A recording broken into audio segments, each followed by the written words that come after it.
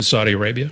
According to some estimates, since the 1960s, the Saudis have funneled over $100 billion into funding schools and mosques all over the world with the mission of spreading puritanical wahhabism.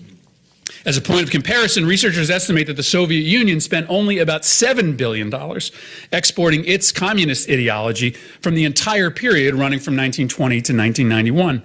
Less well-funded governments and other strains of Islam, they just can't keep up with the tsunami of money. Now, rightfully, we engage in daily castigations of Iran for sponsoring terrorism throughout the region.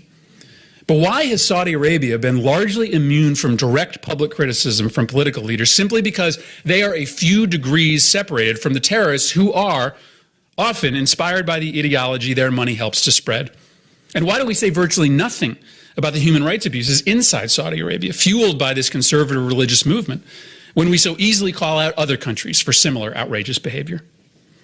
So we need to have a reckoning with the Saudis, but it also needs to be on a second topic, and that's their increasing proxy war with Iran.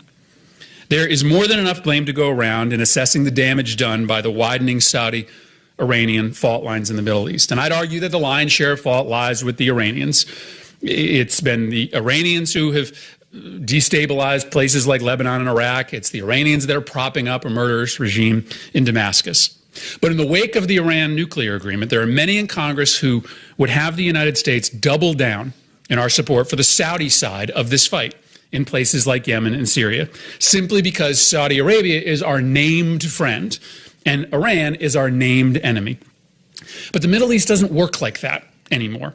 And there is growing evidence that our support for Saudi-led military campaigns in places like Yemen are prolonging humanitarian misery and aiding extremism.